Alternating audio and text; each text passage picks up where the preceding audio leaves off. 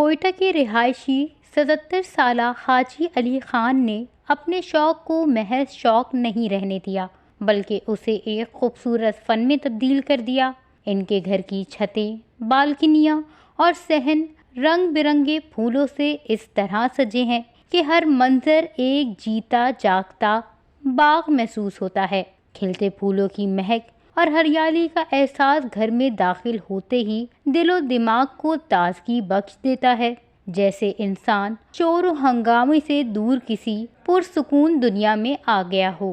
حاجی علی خان بتاتے ہیں کہ یہ سفر ایک معمولی شوق سے شروع ہوا جب انہوں نے سڑک کنارے پڑے ٹوٹے ہوئے گملوں کو اٹھا کر ان میں پودے لگانا شروع کیے، اور پھر یہی چھوٹا سا جذبہ ایک خوبصورت جنون میں تبدیل ہو گیا۔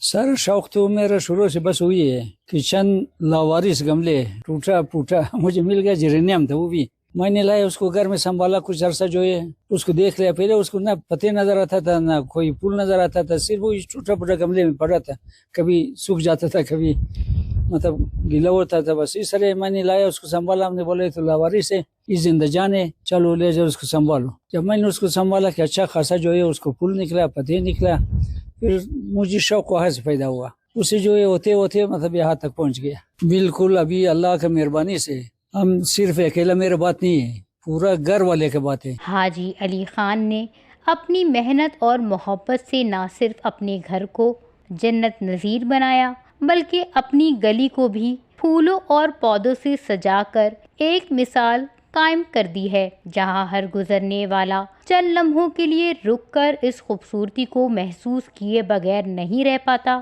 سچ کہا جاتا ہے کہ شوق کا کوئی مول نہیں ہوتا۔ وش نیوز، کوئٹہ، بلوچستان۔